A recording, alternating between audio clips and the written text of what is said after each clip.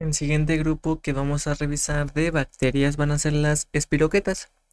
Estas van a ser muy móviles, constituidos por una vaina o envoltura externa, un filamento axial y un cilindro protoplasmático, que le brinda la posibilidad de moverse por rotación y flexión, ¿de acuerdo? En el caso de este filamento axial, bueno, va a rodear todo el cuerpo de la bacteria y va a tener este movimiento característico como, como un tirabuzón, o sea, pues sí, como un tirabuzón.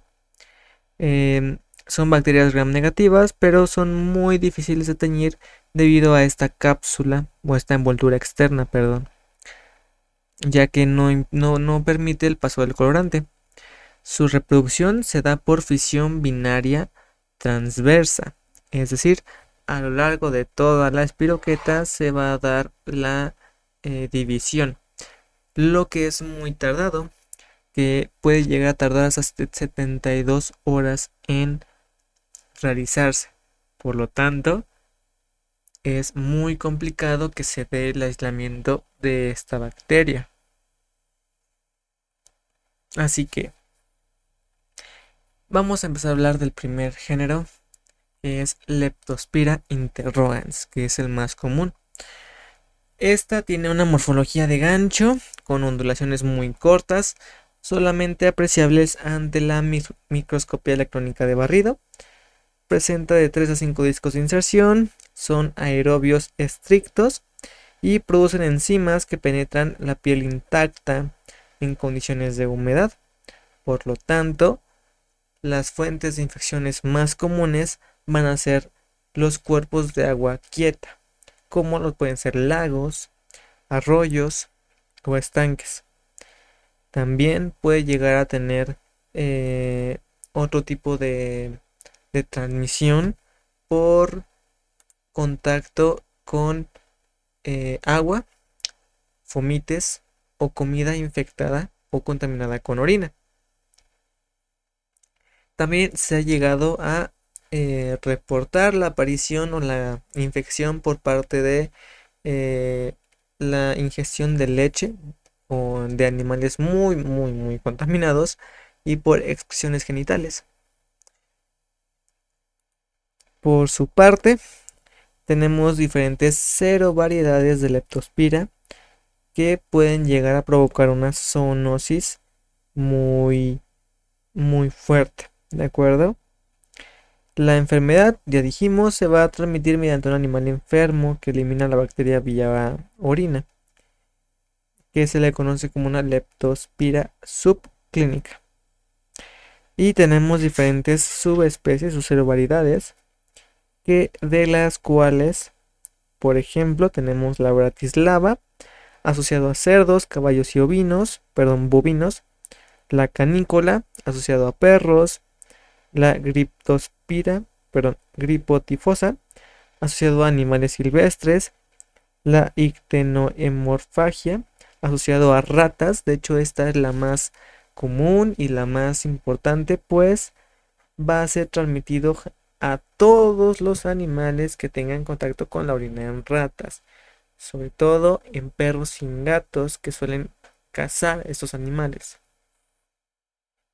Por lo tanto, la bacteria se puede llegar a contagiar mediante este contacto con las mucosas y es de hecho eh, una forma muy común de contacto y que posteriormente la rata infectada contamine al perro y el perro contamine al dueño y todos lloran.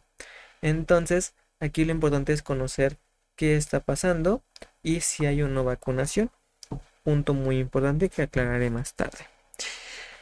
Otras serovariedades tenemos la pormona en cerdos y en bovinos y la ARCO asociado solamente a bovinos.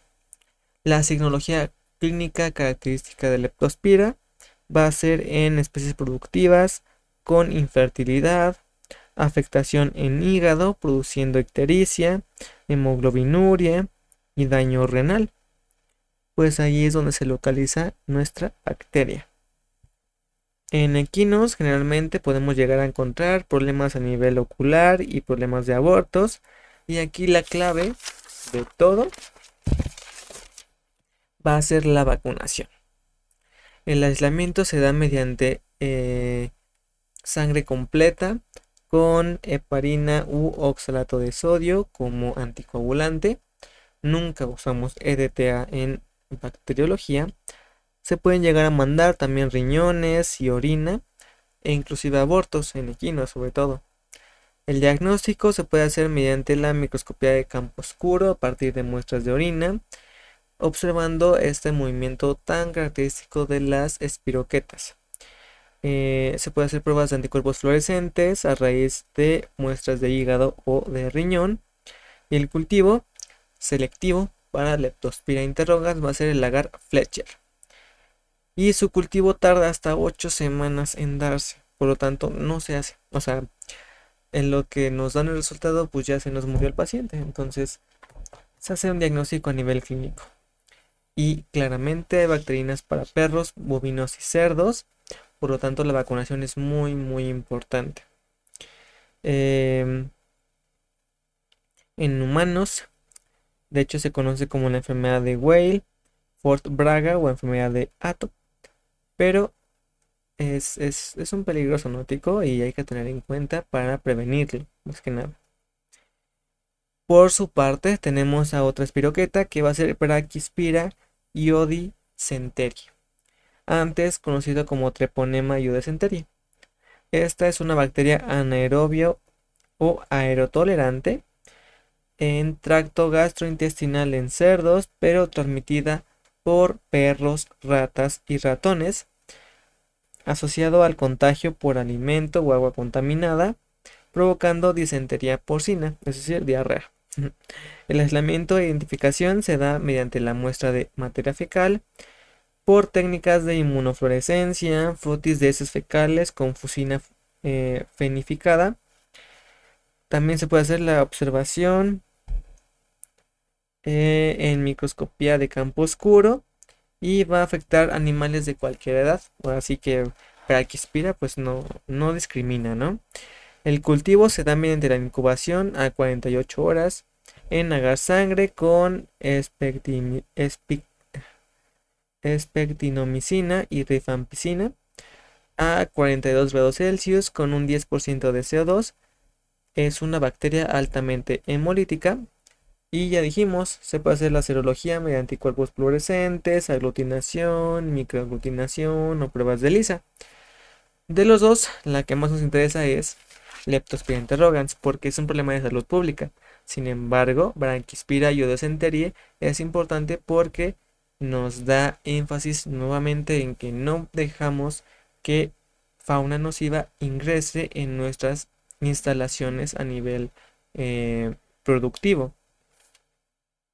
Y aunque los perros no se consideren como tal fauna nociva, no podemos permitirles el acceso, sobre todo por esta parte, ¿no? De que nos pueden llegar a transmitir esta bacteria. Por lo tanto, hay que tenerla muy en cuenta y hay que conocer sobre todos esos aspectos para saber qué es lo que está pasando, ¿no? Pero, bueno, al ser Leptospira una bacteria muy, de importancia médica, ¿qué tratamiento se va a hacer mediante la detección de esta? Bueno, tenemos que Leptospira es muy susceptible a antibióticos como betalactámicos, como pueden ser penicilinas, tetraciclinas, cloranfenicol, estreptomicinas y eritromicinas, ¿de acuerdo? Tratamientos que han resultado sumamente efectivos en casos con una exposición. La doxiciclina se usa muy comúnmente en casos humanos y la estreptomicina y la dihidroestreptomicina es usado generalmente para la eliminación de la enfermedad en animales. De cualquier manera, la infección por leptospira en los riñones va a producir secuelas secundarias por los tratamientos antibióticos. Por lo tanto, debemos hacer una correcta valoración antes de aplicar este tipo de situaciones. Y obviamente la vacunación es muy, muy, muy importante para prevenir cualquier infección.